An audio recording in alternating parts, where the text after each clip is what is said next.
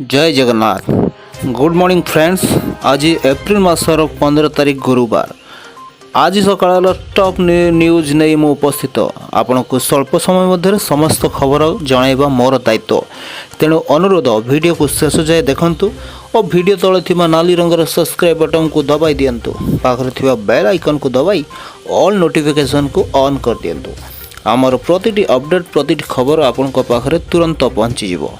तेबे आउ डेरी कहीं चलतु स्टार्ट करिबा एई मुहूर्तर विशेष खबर।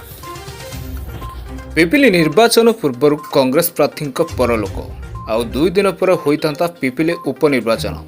राज्यर 3 दल निर्वाचन पर बछा बछा प्रार्थी चयन होता।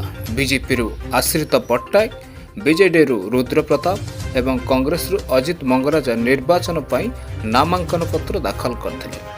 आसंता 17 तारीख पिपिली उपनिर्वाचन होई मे 2 तारीख रे फलाफल घोषणा होता। निर्वाचन आरंभ होगा प्रार्थी अजित मंगराजकर निधन हो जाइछि। एक घरोई हस्पिटाल रे तांकर परलोक घटी। सूचना अनुसार एप्रिल 7 तारीख रे निर्वाचन प्रचार पर बाहरी थिबा बेले हठात असुस्थ हो पड़ते। तांको निकटस्थ हस्पिटाल रे भर्ती करा जायतिला। एप्रिल 10 तारीख रे कोरोना पॉजिटिव नहीं निजे फेसबुक रे से सूचना देथिले। एहा तांकर संपर्क रे आसीथिबा लोकंकु कोविड टेस्ट करिया पई संगरोध रहिबा पई कहितले। तांकर निधन पर निर्वाचन आयोग निष्पत्ति उपरे एबे समस्तंकर नजर रहिछि। सेपट पिपिली उपनिर्वाचन भविष्य कौन हबो ताहा एजाय जणा पड़ी नाही। गंजाम रे पुणी काया विस्तार करुछि कोरोना। द्वितीय लहर 2 मुंड।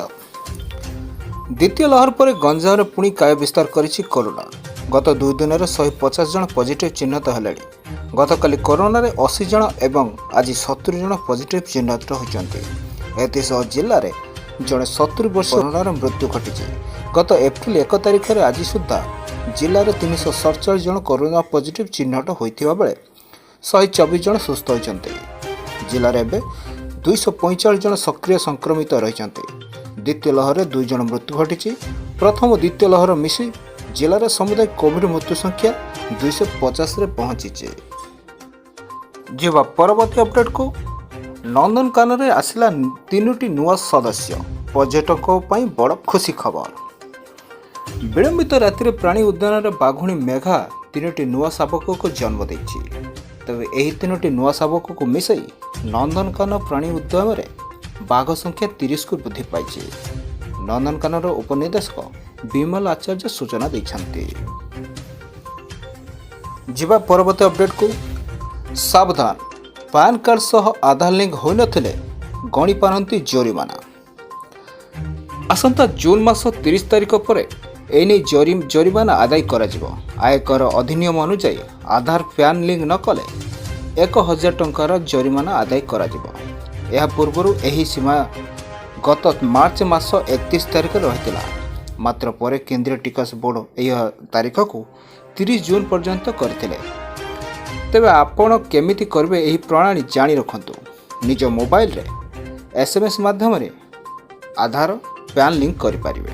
सेति आपण को यूआईडी पिन पर स्पेस दे निजर 12 अंक विशिष्ट नंबर लेखिବାକୁ पड़िबो।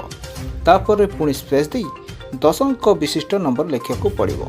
या परे 567678 किंबा 56161 को मैसेज पठाइବାକୁ पड़िबो।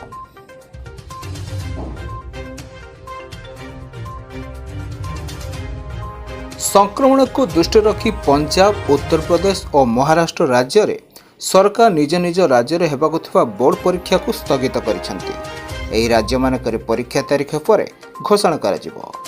एतिसह स्कूल कॉलेज मध्य बंद करा जायछि। सीबीएसई 10म और द्वादश बोर्ड परीक्षा बातिल करने को विभिन्न महलरू दाबी होइछि।